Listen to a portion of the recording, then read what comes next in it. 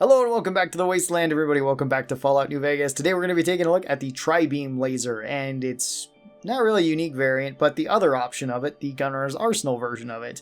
So the tri-beam laser is a weapon that you can find in New Vegas. It is a quite powerful weapon. It kind of always has been since Fallout 3 introduced it, and I think you can basically make a mod of it in Fallout 4. You probably can in 76 as well. In New Vegas, it is quite powerful. Not a whole lot of enemies actually carry around the tri-beam laser. There are some that do, like the marked men can actually have tri-beam lasers in the Divide, at least if you go there at a high level.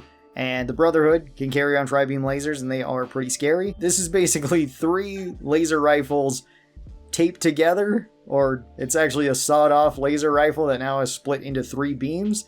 So that's a little bit strange, but okay. The tri-beam laser you're probably not going to be finding really early on, but there are a couple vendors that do sell this because you can get a Gunner's Arsenal version of it. So if you want to rush right to the Silver Rush, you can get one right away. If you want to rush to the Brotherhood, they can potentially sell you one, or you could take one from them. The tri-beam laser requires 75 energy weapons and 4 strength in order to wield. So pretty high energy weapons, fairly low strength like most of the energy weapons take. This one does 66 damage per shot, which is quite high. That's really high for a laser weapon. I think it's the highest per shot out of any of the laser weapons.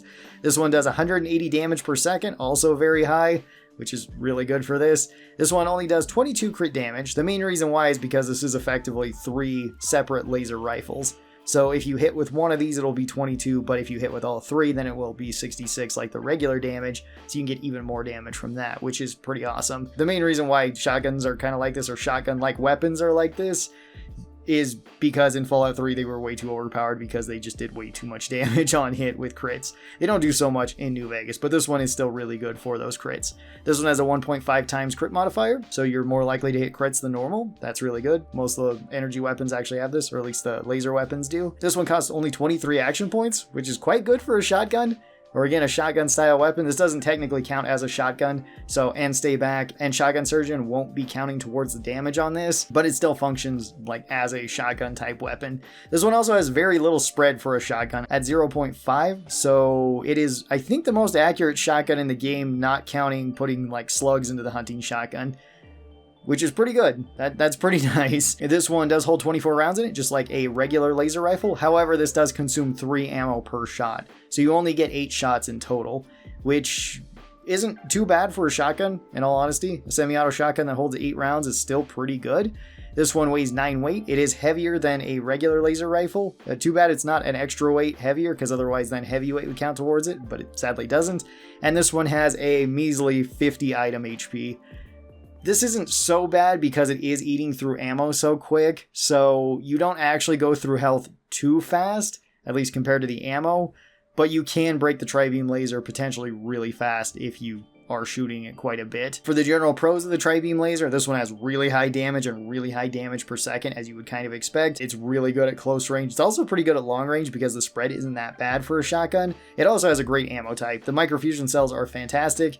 They already are pretty good, and then you can convert them into other options. You can load like max cells into this, and you will kill things really fast, but you will break your weapon really fast too, so kind of weigh that option if you want to take it.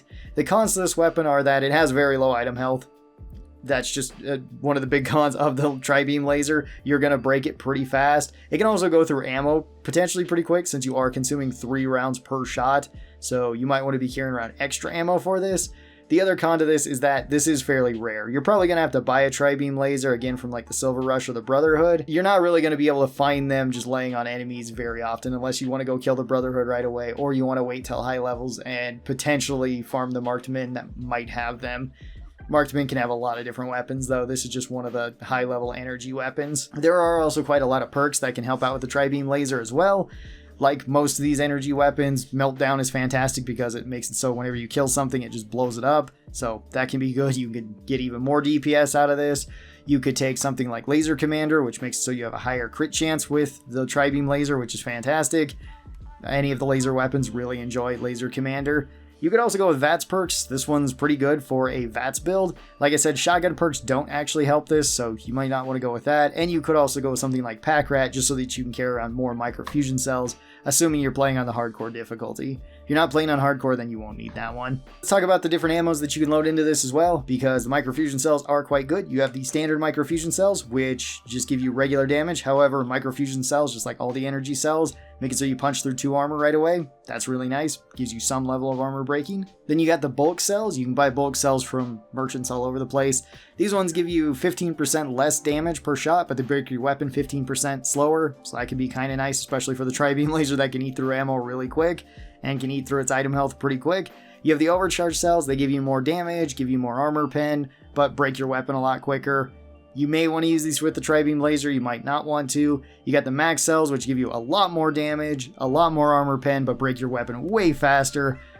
They can be really good in a pinch. They're really good for killing like Deathclaws and other high value targets, maybe super mutants and some of the other ones like tunnelers. They can actually be really nice to have with your weapon. I wouldn't really recommend you always be firing them through the tri-beam laser unless you're just going to be using the tri-beam laser for close range against really dangerous targets, or even medium and long range against really dangerous targets. The tri-beam laser with max cells can work really well there. And then you can also load the optimized cells into this. This gets you a little bit more damage, punches through more armor, and doesn't break your weapon as quick. I consider these ones the best to be loading into it for general purpose, but again, the max cells can be really good if you just need something for killing things at very close range with this weapon. So the tri-beam laser can be incredibly powerful, although a little bit fragile. For an overall rating on my tier list, I'd put the tri-beam laser up into A tier. I think it's pretty good overall. I think it's actually pretty nice for killing most enemies with, so long as you're okay with the item health. There is a Gunrunner's Arsenal version of this weapon that we need to talk about too.